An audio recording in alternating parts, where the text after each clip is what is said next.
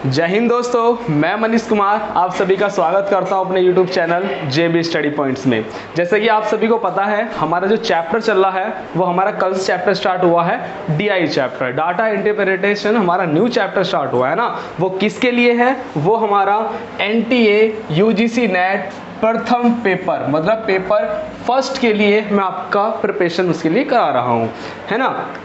हमारी जो क्लास हो रही है ये हमारी क्लास 202वीं क्लास है हमारी, जिसे हम DI चैप्टर को सीख रहे हैं और विद किसके साथ सीखते हैं? बेसिक और एडवांस ट्रिक के साथ हम इस चीज़ को सीखते हैं, है ना। चलिए नेक्स्ट करते हैं। अब यदि आपने हमारा चैनल अभी तक सब्सक्राइब नहीं किया है तो हमारे चैनल को सब्सक्राइब कर लीजिए। मैं रेगुलर, आज संडे है, संडे वाले दिन भी मैं आपकी क्लास ले रहा हूँ, है ना। मैं सोच रहा था संडे में क्लास ना लूँ, पर कोर्स अच्छे से कराना है, रेगुलर क्लास हो, इसलिए मैंने क्लास को कंटिन्यू रखा है ना। तो सब्सक्राइब कर लीजिए और चैनल को, जो हमारा बेल आइकन है, इसको प्रेस कर लीजिए, है ना। तो जो नोटिफिकेशन होगी वो डायरेक्ट आप तक पहुँच जाएगी। ये हमारा प्ले स्टोर पर ऐप है, JB स्टडी पॉइंट्स के नाम से हमारा ऐप ये, इसको आप इंस्टॉल कर लीजिए। और हम इस पर जो हमारी मैथ की क्लास है उसको हम पेड कोर्स करने वाले हैं। यदि आपको हमारा कोर्स परचेज करना है तो बहुत ही कम फीस हमने रखी है। इसकी फ़ीस केवल 199 है, इसकी केवल 199 रुपीज़ है। अगर परचेस करना है कोर्स तो परचेस कर लीजिए, वहाँ पर और भी बेस्ट क्लास होती है हमारी, है ना। बिल्कुल सीक्वेंस वाइज चलती है और भी अच्छे से क्लास चलती है हमारी। चलिए, हमने DI का एक क्वेश्चन कर लिया था, अब हम DI का सेकंड क्वेश्चन स्टार्ट करने वाले हैं, है ना। चलिए देखो, ये जो क्वेश्चन है, अब देखो इस क्वेश्चन की ओर बढ़ते हैं। देखो मैंने आपको क्या बता रखा है, जब भी हम अपने क्वेश्चन को करते हैं जो हमारे DI के होते हैं, उस DI के क्वेश्चन में हमें सबसे पहले एक निर्देश दिया हुआ होता है। मतलब जो क्वेश्चन है उस क्वेश्चन की बेसिक नॉलेज हमें दी जा रही है कि हम किस पर्पस पे क्वेश्चन को करने जा रहे हैं, उसके बारे में बताया जाएगा। इस क्वेश्चन में क्या बताया जा रहा है कि निम्न पाई चार्ट, एक पाई चार्ट है जो एक वृत्त के रूप में होता है, जैसा आपको दिख भी रहा है ना। एक पाई चार्ट में एक शिक्षण संस्थान है, जगह है कि विभिन्न मदों पर होने वाले व्यय को दर्शाया गया है। व्यय का मतलब यहाँ पर खर्चा, जो खर्चा हुआ है अलग अलग चीज़ों पर। मतलब आपके सामने एक शिक्षण स्थान है, उस शिक्षण संस्थान में कुछ खर्चा हुआ है, अलग अलग चीज़ों पर खर्चा हुआ है। कैसे कि कर्मचारी वेतन पर 38%, कर्मचारी पर हुआ है हमारा 38%। जो विविध है, विविध पे है 15%, विविध पर 15% है, इस पे 5% है, इस पे 8% है, और इस पे 10, और इस पे 20, और इस पे 4%। तो ये अलग अलग खर्चे को दिखाया गया है। चलिए नॉलेज हमें मिल गई। अब क्वेश्चन की ओर बढ़ते हैं। देखिए फर्स्ट क्वेश्चन क्या है हमारा कि यदि पूरे वर्ष के दौरान कुल व्यय, मतलब कुल खर्चा 65 लाख रुपए है, मतलब पूरे साल की बात की जा रही है। अभी क्या था, चार्ट में तो अलग अलग डिवाइड करके आपको दिखाया गया है, अलग चार्ट के देखें अलग अलग दिखाया गया है कि हर किसी में कितना कितना खर्चा हुआ है। जबकि इस क्वेश्चन में क्या बोला इसने कि पूरे साल का सब चीजें मिलाकर जो खर्चा हुआ है, कुल खर्चा जो हुआ है, कुल व्यय हुआ है, वो हमारा 65 लाख रुपए है, टोटल दे दिया इसने। ठीक है, फिर वो हमसे जो पूछेगा हम ग्राफ की मदद से उसकी वैल्यू निकाल लेंगे और सॉल्व हो जाएगा। देखिए आगे पूछा है कि सांस्कृतिक कार्यक्रमों पर कितना व्यय हुआ है, कि संस्कृति के जो हमने कार्यक्रम करवाए हैं उस पर हमारा कितना रुपया खर्च हुआ है। टोटल तो पूरे साल का 65 लाख रुपए है, उसमें से जो हमारा किस पर, सांस्कृतिक कार्यक्रमों पर हुआ है, जो कार्यक्रम हमने करवाए हैं उस पर कितना खर्च हुआ है। तो उस पर देखो आप कितना है, सांस्कृतिक कार्यक्रमों पर जो खर्च हो रहा है वो है 5%, वो है 5%। बस आपको क्या करना है, इसका आंसर बहुत सिंपल है। आपके पास टोटल रुपए है 65 लाख रुपए, 65 लाख का आप 5% निकाल लीजिए। देखो हमें दिया हुआ जो वैल्यू दी गई है ना, वो परसेंटेज में दी गई है, और हमसे पूछ किस में रहा है, वो रुपयों में पूछ रहा है। जो पूछ रहा है वो सब में रुपयों में पूछ रहा है। तो हम क्या करने वाले हैं, हमें परसेंटेज में दी गई है, रुपयों में निकाल लेंगे। अब इसका आंसर देखो कितना सिंपल सा है।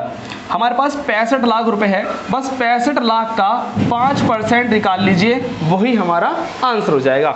देखिए अगर आपको 5% निकालना है, आप या तो कैसे करने वाले होंगे, 65 लिखेंगे और 5% चिन्ह हटा के 100 लिखेंगे, तब इसको डिवाइड करेंगे। जबकि इससे भी अच्छा तरीका क्या है, देखो यदि हमें परसेंटेज निकालना होता है, हमारे पास 65 लिखा है, कोई मेरे से कह लगा कि 65 का 10% बताओ, तो मैं क्या बताऊंगा, बस मैं एक डिजिट के आगे, एक डिजिट से पहले ही मैं एक पॉइंट लगा दूंगा, तो ये हो जाएगा 65 का 10%, ये हो जाएगा मेरा 6.5। जब मेरा 65 का 10% 6.5 है और मुझे कितना निकालना है, मुझे निकालना है 5%, तो 5% के लिए आप इसका क्या कर देंगे, आधा कर देंगे। 3 का 6 का आधा हो जाएगा 3, पॉइंट लगा रखो, 5 का आधा कितना हो जाएगा 25। इसके आगे हम 0 भी लगा सकते हैं ना, 50 का आधा 25 हो जाएगा। तो इस तरीके से अगर ऐसे करेंगे तो बहुत टाइम लगता है, ये हम सीख सकते हैं ना। तो हमारा होगा 3.25 है ना, 3,25,000 रुपये। तो हमारे इस क्वेश्चन का जो आंसर होगा ये होगा। अगर आप ऐसे करने बैठ जाओ, परसेंटेज हटाओ 100 लगाओ, तो थोड़ा डिफिकल्ट पड़ता है। अगर मैं कहने लगूँ आपके सामने कि 75 का 10% बताओ, तो 10% के लिए कुछ नहीं करना, बस एक डिजिट पहले ही पॉइंट लगा देना, 10% हो जाएगा। कहने लगे कि इसका 5% बताओ, तो 5% क्या होगा, 7 का आधा कर लो, इसका आधा कर लो। मैं कहने लगूं कि आप मुझे 80 का 10% बताओ, तो 80 का 10% क्या होगा, केवल 8, पॉइंट लगा दो, तो 80% कितना हो जाएगा, 10% 8। ये क्या है, ये तो है 10%, कोई क्या लगा 5% बताओ, तो इसे क्या कर दो, आधा कर दो, 4 हो जाएगा, है ना। तो ये परसेंटेज में मुझे सिखानी थी, तो मैं यहाँ भी आपको बता दूंगा। तो ये बहुत सिंपल सवाल था, एक बार दोबारा रिपीट कर देता हूँ। पूरे साल का जो पैसा है वो 65 लाख रुपए है, पूरी साल का 65 लाख रुपए है। उस 65 लाख में से पूछ रहा है कि सांस्कृतिक कार्यक्रमों में कितना खर्च हुआ। जो हमें खर्च हुआ है वो हमें परसेंटेज में दिया हुआ है, परसेंटेज में दिया हुआ है, बस रूपों में देखना है। तो क्या कर देंगे, 65 लाख का 5% निकाल देंगे। पहला 10% निकालने के लिए एक पॉइंट यहाँ लगा दो, जैसे एक पॉइंट लगा दोगे तो ये आ जाएगा 10%, 10% का आधा क्या होता है 5%, अब इसका 5% कर दो, 3.25 आ जाएगा। तो इसका जो करेक्ट आंसर होगा वो करेक्ट आंसर होगा इसका 6.25 लाख, ठीक है, 3.25 लाख। नेक्स्ट आओ क्वेश्चन पर। ये क्वेश्चन मैंने आपके सामने मोस्ट इंपोर्टेंट बता रखा है इस क्वेश्चन को। अगर पाई चार्ट का कोई भी सवाल हो तो पाई चार्ट का एक सवाल जो सेंट्रल एंगल होता है उस पर पक्का आता है। देखिए नू कह रहा है कि कर्मचारी वेतन का सेक्टर केंद्र पर कितने डिग्री का कोण बनेगा। मतलब इसकी किसकी बात कर रहा है, वो कर रहा है केंद्रीय कोण की। किसकी बात कर रहा है, वो बात कर रहा है आपके सामने केंद्रीय कोण की बात कर रहा है, मतलब सेंटर पे कितना बनता है। तो सेंटर में बताने के लिए मैंने क्या बताया था, यदि वैल्यू परसेंटेज में दी गई है उसे आपको डिग्री में बदलनी है, तो क्या क्या करना है, मल्टीप्लाई 3.6, तो आपका इसमें आ जाएगा डिग्री में। अगर आपका डिग्री में दिया हुआ है, परसेंटेज में चेंज करना है, तो क्या करना था, डिवाइड कर देना है 3.6 से, 3.6 से क्या कर देना, डिवाइड कर देना। ये हमारा कंसेप्ट था, ये हमारा कंसेप्ट है ना। कंसेप्ट ही बोलने का ये मेरी ट्रिक है ना, कंसेप्ट तो कुछ और ही है इसका।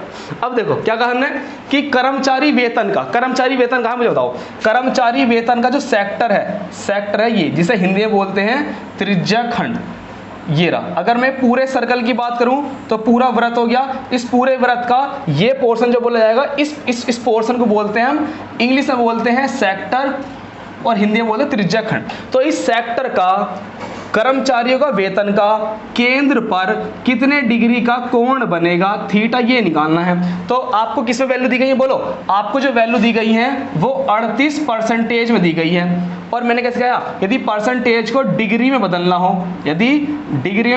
तो कुछ नहीं करना, इस 38 में मल्टीप्लाई कर देना 3.6 का, तो डिग्री में चेंज हो जाएगा। पॉइंट हटा लो, एक जीरो लगा लो, लगभग जो जाएगा ये जाता है, जो कैलकुलेशन होगी 1368 जाएगा, 10 से भाग कर देंगे, पॉइंट ही आएगा। तो लगभग जाएगा इतना। लेकिन हम इसको यदि हम इसको अप्रोक्स लिखें तो अप्रोक्स में कितना लिख सकते हैं, 137 डिग्री इसको लिख सकते हैं, ठीक है। तो ये वो क्वेश्चन है जो मोस्ट इंपोर्टेंट है हर क्वेश्चन में। अगर किससे पाई चार्ट से क्वेश्चन आया तो ये क्वेश्चन आना ही आना होता है। आपको ये चीज बिल्कुल रट लेनी, ये वाली, इस चीज पर बिल्कुल ध्यान रखना है ना अच्छी तरीके से। चलिए नेक्स्ट क्वेश्चन बढ़ते हैं।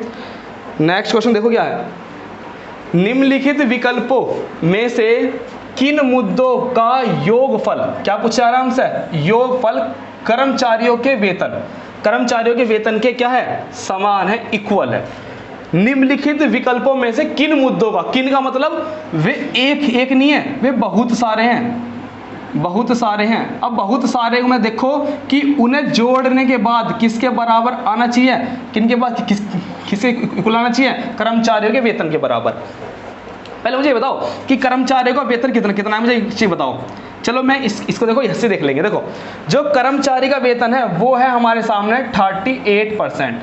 जो कर्मचारी का वेतन है वो है 38%। हमसे क्या पूछ रहा है कि कितने ऐसे मुद्दे हैं जिनका योग 38 आएगा। तो देखो आप चार्ट से इसको पहचान सकते हैं। देखो ये क्या बता रहा है, 20, ये क्या बता रहा है, 10, और ये क्या बता रहा है तुम्हारे सामने, 8%। इन सबको जोड़ लो एक बार, कितना आ जाएगा, 8 2 3, 38 डिग्री आ जाएगा। जो किसके बराबर आ रहा है बोलो, ये बराबर आ रहा है हमारे कर्मचारियों के वेतन के बराबर। यदि आप इनको जोड़ोगे 20 10 30 और 4 14 जाएगा, नहीं होने का भाई। इन तीन को जोड़ लो, 8 और 5 13 और 10 23 आ जाएगा, ये बराबर नहीं होने का। तो इन जो ये हैं कौन कौन से, अनुरक्षण, परिवहन और क्रीड़ा, इन तीनों का जो खर्च है वो किसके बराबर है, कर्मचारियों के वेतन के बराबर आ जाएगा, है ना। तो हमारा ऑप्शन में क्या क्या होना चाहिए, अनुरक्षण होना चाहिए, परिवहन होना चाहिए और क्रीड़ा होना चाहिए। देखो एक बार कहाँ ये विविध व्यय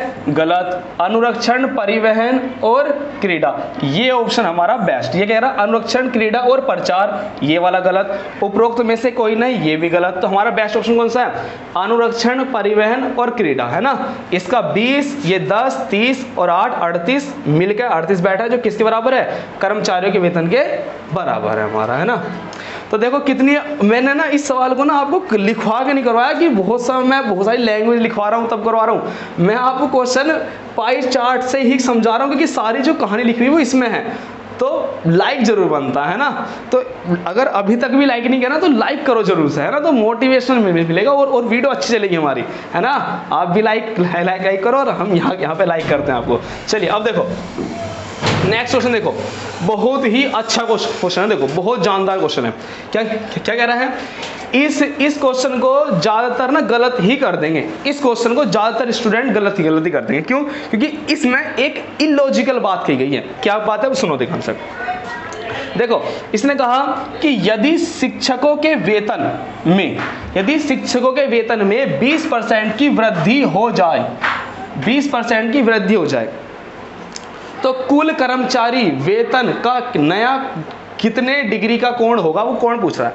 अब ना इस क्वेश्चन में हम गलती कहाँ करेंगे, गलती हम क्या कर देंगे कि भाई कर्मचारियों को नया कोण पूछ रहा है, भाई कर्मचारी कितने 38 डिग्री, तो 38 डिग्री में 3.6 की मल्टीप्लाई करके कैसे कर देंगे।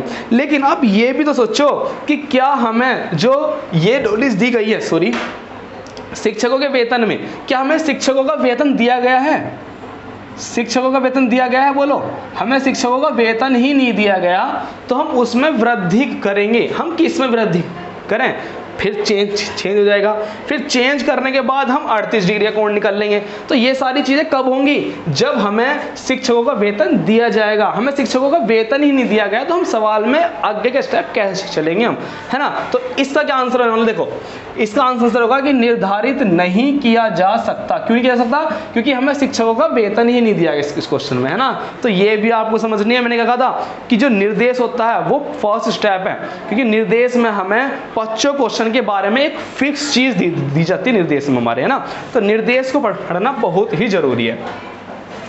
चलिए नेक्स्ट क्वेश्चन पाओ। इसका मतलब इस वाले क्वेश्चन का ये लास्ट क्वेश्चन है हमारा। देखिए इस क्वेश्चन में क्या बोल रहा है कि यदि हम विविध व्यय, एक बात कर रहा है विविध व्यय की, और सांस्कृतिक कार्यक्रमों की बात कर रहा है, 2 की बात कर रहा है, विविध व्यय और सांस्कृतिक कर्मों की। फिर कह रहा है कि मदों का योग कर दे, तो योग कर देते हैं हम। चलो विविध पे पहुंचो और सांस्कृतिक पहुंचो। विविध कहां पर है, विविध ये रहा, सांस्कृतिक कहां है, ये रहा। इनका कितने परसेंट है, इसका दे रखा है 5% और इसका दे रखा है 15%।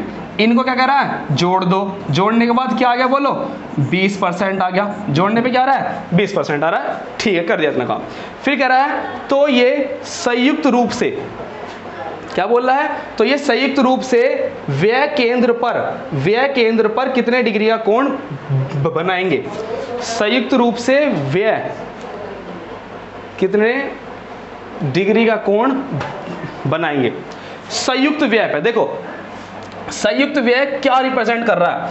अगर जो आपको वर्ड दिया गया ना ये संयुक्त व्यय, संयुक्त व्यय का मतलब संयुक्त खर्चा। अब संयुक्त खर्चा हम किन किन चीज़ों पर कर रहे हैं? बोलो। हम संयुक्त खर्चा जो कर रहे हैं वो इन सब चीज़ों पर कर रहे हैं, है ना। संयुक्त खर्चा हम इस पर कर रहे हैं। तो अब देखो 20% सांस्कृतिक कार्य में 5%, विविध पर 20%, 15% मदों का योग कर दें तो ये संयुक्त रूप से व्यय केंद्र पर कितने डिग्री का कोण बनाएगा? अच्छा देखिए, दो की बात कर रहा है, विविध की और सांस्कृतिक की। ठीक है भाई, इसका है कितने परसेंट? 15%। इसका कितने परसेंट हमारे पास में? 5%। दोनों का जोड़ है कितना आ रहा? 20% आ रहा है, तक सही है। अब ये कह रहा है ये का मतलब यहां से पकड़ना था। ये का मतलब कौन? जब ये टोटल बन चुका है 15% और 5% जुड़ने के बाद जब ये 20% हो गया तो कह रहा है कि ये कौन? ये का मतलब ये 20%, और 20% हुआ कैसे? यहां से आ जाओ, देखो ये रहा, यहां पे ध्यान दो बिल्कुल, ठीक है ना। ये जुड़ गया 15%, विविध जुड़ गया, 5% सांस्कृतिक जुड़ गया। अभी जुड़ने के बाद ये कितने डिग्री का कोण बनाएगा केंद्र पे? केंद्र पे कितने डिग्री का कोण बनाएगा, अब ये बात कर रहा है। तो ये तो बहुत सिंपल है, तो सेकंड स्टेप दिया तो बहुत सिंपल। देखो कैसे करने वाले, ध्यान दो। कितना आ रहा? 20% आ रहा। 20% को यदि डिग्री में बदलना हो तो क्या कहा मैंने? डिग्री में बदलना हो आपको, देखो मैं इसे बार बार कर रहा हूँ क्योंकि मेन है। डिग्री में बदलना हो तो क्या करना है आपको? 3.6 से क्या कर देना है? मल्टीप्लाई कर देना है बस।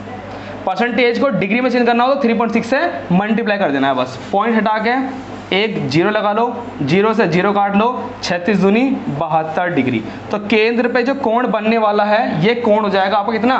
72 डिग्री हो जाएगा। दोबारा से देखो, एक बार रिपीट कर रहा हूँ। देखो इसने कहा था कि विविध व्यय और सांस्कृतिक व्यय, ठीक है भाई। विविध ये रहा, सांस्कृतिक ये रहा, ये है 15, ये है 5, दोनों का योग कर दिया। कह रहा है कि मदों का योग कर दे। योग करने पे कितना आ रहा? 20 आ रहा है। तो क्या कह रहा है कि तो ये जो 20 है, ये 20 संयुक्त रूप से मतलब टोटल से व्यय केंद्र पर कितने डिग्री का कोण बनाएगा? जो खर्चा है इस पर यहाँ कितने डिग्री का कोण बनाएगा? तो सिंपल सा है, ये जो मैं समझा रहा हूँ ये मैंने आपको डायरेक्ट ट्रिक से बता रहा हूँ, ठीक है। जबकि इसका कंसेप्ट कुछ और ही जाएगा, है ना। तो हमने पहला क्वेश्चन कर लिया है। पहले क्वेश्चन पे हमने कितने सवाल करे? यहाँ से निर्देश था, इसका पहला सवाल ये था, बहुत सिंपल था। सिर्फ 5% निकालना था, 65 का 5% निकालना था, वो हमारा आगे था। नेक्स्ट क्वेश्चन पे क्या था? ये इस पर भी सेंट्रल एंगल निकालना था, केंद्रीय कोण निकालना था, इस पर फोकस करना आपको, है ना। थर्ड क्वेश्चन क्या था? इसमें एक इलॉजिकल बात, अच्छा ये नहीं था वो, है ना। इसमें क्या था? सारों का योग मतलब किन का योग इसके बराबर होगा, तो 1 2 3 का योग किसके बराबर आ रहा? 38 का। तो ये हमारे आंसर हो जाएंगे। 8वां क्वेश्चन क्या था? इसमें इलॉजिकल बात बोली गई थी। क्यों? क्योंकि इसमें हमें शिक्षकों के वेतन के बारे में कोई इन्फॉर्मेशन नहीं दी गई। जब शिक्षकों की इन्फॉर्मेशन हमें नहीं दी गई तो हम इस क्वेश्चन का परफेक्ट आंसर नहीं निकाल पाएंगे ना, अपने पास से मानना होगा। फिर देखो नेक्स्ट क्वेश्चन था हमारा कि विविध और सांस्कृतिक को जोड़ दो, जोड़ने के बाद कितने डिग्री का एंगल बनने वाला है ना। तो हमने इसका देख लिया, जोड़ कर देखा कितने डिग्री बनना, परसेंटेज को डिग्री में चेंज भी कर लिया। चलिए अब नेक्स्ट क्वेश्चन पाओ। देखो अच्छे लेवल का क्वेश्चन है इसमें सारे। सबसे पहले क्या दिया है बोलो? सबसे पहले हमें जो दिया होता है वो होता है निर्देश। मतलब हमें निर्देश किया जा रहा है, मतलब सभी क्वेश्चन, मतलब इस पाई चार्ट के जितने भी क्वेश्चन होंगे उनकी नॉलेज दी जा रही है कि इनका जो मैं क्वेश्चन आपके सामने लिखूंगा उसके लिए एक परफेक्ट चीज क्या है, परफेक्ट नॉलेज दी जा रही है उसके लिए। तो सुनो, पाई चार्ट दिया गया है, ठीक है। पाई चार्ट में एक मुद्रक संगठन, मतलब कोई संगठन है, ग्रुप है कोई, है ना। संगठन के विभिन्न मदों पर व्यय को दर्शाया गया है, बिल्कुल सेम है। खर्चे को दर्शाया जा रहा है कि मतलब एक जगह है उस वो अलग अलग चीजों पे खर्चा कर रही है, ऐसा दिखाया जा रहा है ना। इस अध्ययन पर अध्ययन कीजिए, निम्नलिखित के उत्तर दीजिए। देखिए देखो इन्होंने विज्ञापन पर खर्च किया 10%, मुद्रण पर किया 20%, कागज पर भी कितना परसेंट, परिवहन पे कितना परसेंट, जिल्दबंदी पे किया इतने परसेंटेज, बिल्कुल सेम है। मतलब आपको मैं बताऊं डीआई का जो क्वेश्चन है ना वो आपको क्वेश्चन विद आंसर आपको दिखाया जा रहा है, आपको तो उसमें से चीजें चुरानी है कि आप काम की क्या क्या चीजें हैं वो चुराना है आपको चीजें, है ना। देखिए अब इस क्वेश्चन पाओ, देखो क्या क्वेश्चन दिया गया है। क्वेश्चन है कि यदि मुद्रक को मुद्रण लागत के रूप में इतने रुपए अदा करने पड़ते हैं, ठीक है, क्या कह रहा है कि मुद्रक जो संगठन था, मुद्रक संगठन था, उस मुद्रक संगठन को मुद्रण लागत के रूप में इतने रुपए दिए जा रहे हैं, वो वैल्यू दे रहा है रुपयों में, और आपको जो चार्ट में दिया गया है वो दी गई है परसेंटेज में। तो जो एक तो होता है रियल वैल्यू और एक होती है परसेंटेज वैल्यू, तो इस चीज पर भी ध्यान देना है। देखो हमें क्या दिया गया है रुपयों में, हमें जो वैल्यू दी गई है वो दी गई रुपयों में। अब ये देखो कि मुद्रण लागत का आपको जो पाई चार्ट है उसमें कितनी वैल्यू दी गई है, तो आप बताओगे कि मुद्रण लागत पर हमें 20% की वैल्यू दी गई है। कितने की? 20% दी गई है। चार्ट में जो मुद्रण लागत है उसकी 20% और जो पैसों में वो कितनी है, 61,200 है। अदा करने पड़ते हैं तब कह रहा है कि रॉयल्टी की कितनी राशि बनती है। तो कह रहा है कि यदि मुद्रण लागत पर इतने रुपए खर्च करता है तो मुझे बताओ आप रॉयल्टी पर कितने रुपए खर्च करता है। देखिए मैं यहां पर ना आपको एक बेहतरीन कंसेप्ट सिखाने वाला हूं। कंसेप्ट क्या? कंसेप्ट का जो कंसेप्ट से हम चीजें ना निकालते हैं ना हम उन्हीं चीजों को ट्रिक बोलते हैं।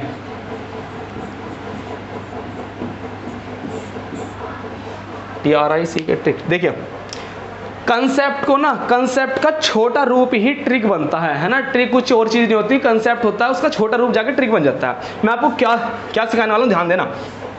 मैं आपको ये बता रहा हूं जिसकी वैल्यू दी गई हो, जिसकी वैल्यू गिवन हो, गिवन माने दी गई हो, जिसकी वैल्यू दी गई हो उससे तो आप हमेशा क्या करना, डिवाइड करना, पहली चीज।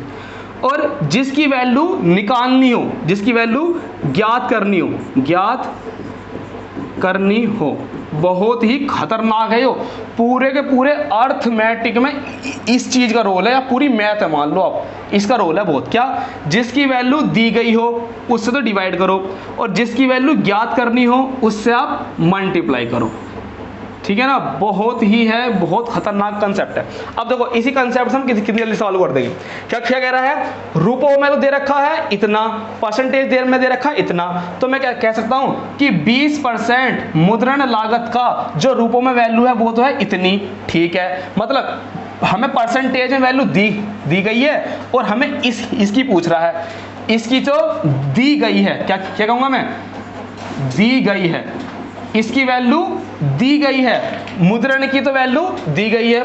पूछ किसी रहा है, रॉयल्टी की पूछ रहा है, मतलब रॉयल्टी की हमें ज्ञात करनी है। रॉयल्टी की बोलो क्या करनी है, ज्ञात करनी है। और ये कितना परसेंट है, 15% है। तो बहुत कंसेप्ट सिंपल। मुद्रण की वैल्यू दी गई है, क्या कह रहा है कि मुद्रण लागत के रूप में इतने रुपए अदा करते हैं, मुद्रण की वैल्यू दी गई है, मतलब 20% की वैल्यू आपके सामने दी गई है। पूछ किसी रहा है, रॉयल्टी मतलब 15% की।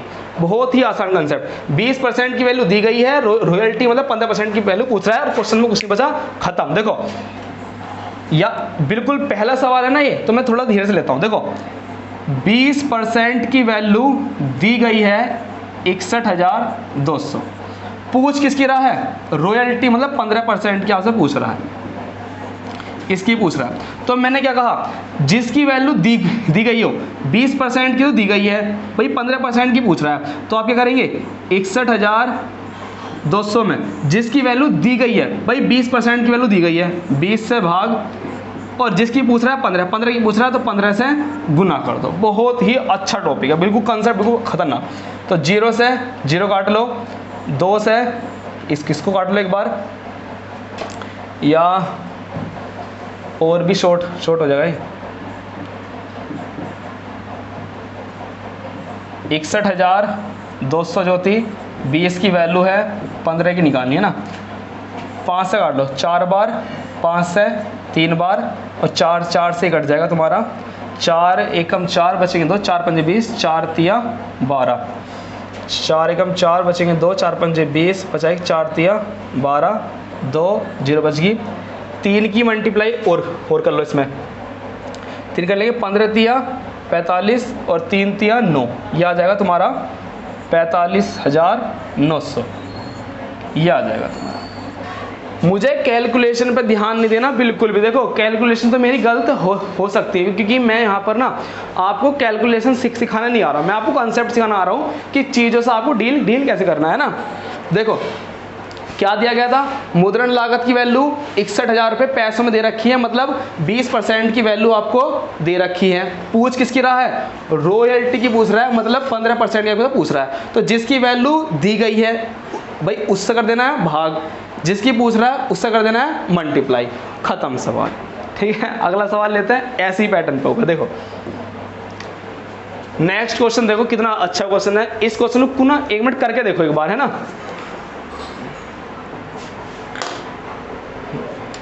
यहां से लगेगा,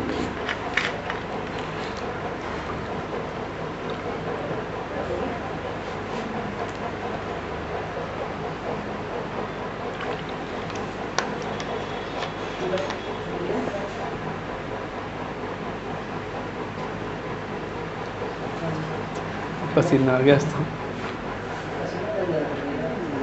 कमरे में गर्मी है, लियो।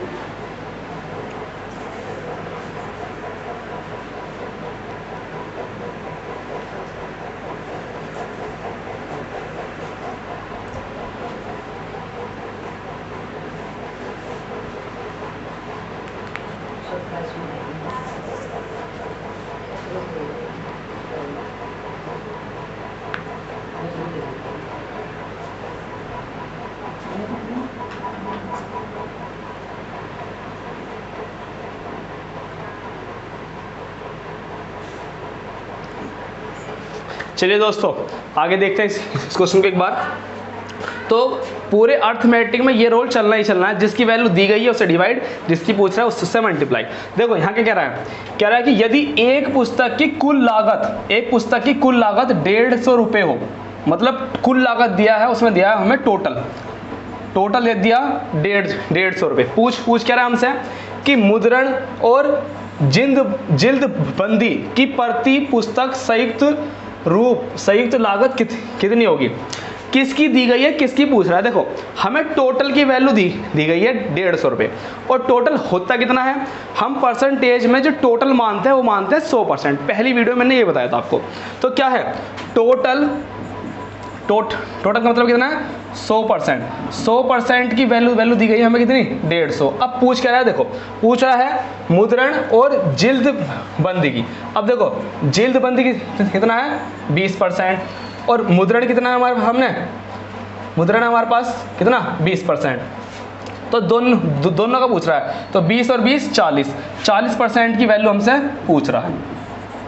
और ये जो कंसेप्ट है ना, ये बहुत बढ़िया कंसेप्ट है। देखो अब क्या करने वाले, हमें 100 की वैल्यू दी गई है, टोटल की वैल्यू तो दी गई है, टोटल की वैल्यू दी गई है, पूछ किस रहा है 40 की पूछ रहा है। तो कर लेते हैं सवाल को, 1 0 1 0 1 0 1 0 15 चौके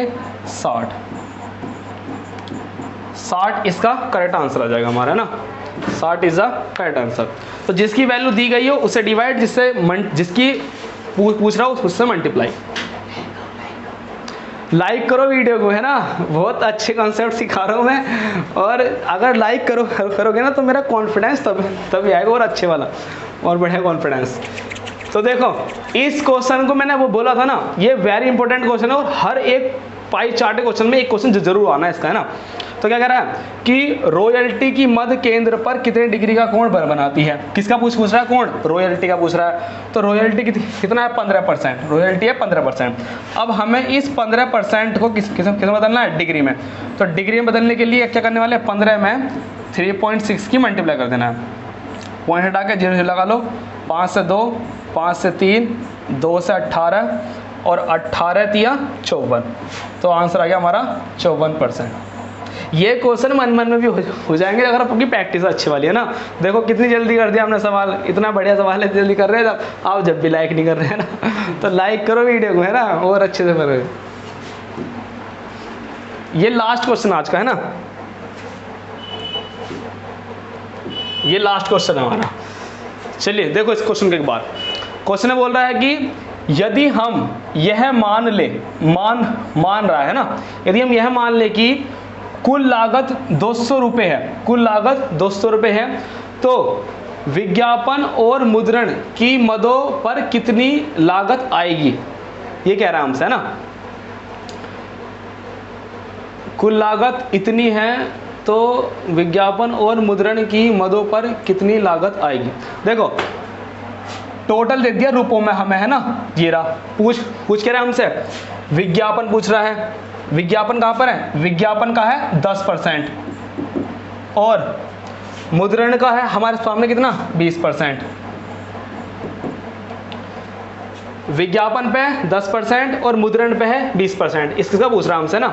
तो टोटल कर लो इनका, टोटल आ रहा है हमारा, हमने कितना 30% आ रहा है इनके सामने टोटल हमारे सामने।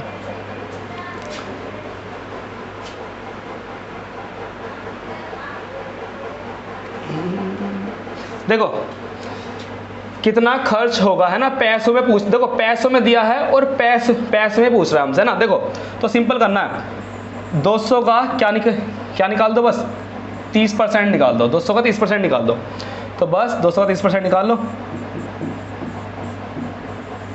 100 से 100 कट गया, 30 दूनी 60 आ गया, 30 दूनी हमारा 60 आ गया, है ना।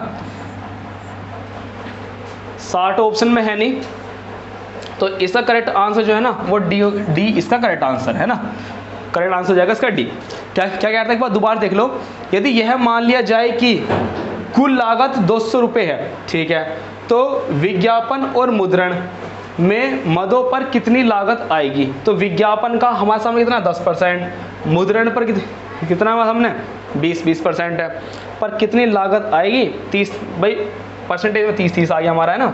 तो 200 का 30% निकाल लिया, या फिर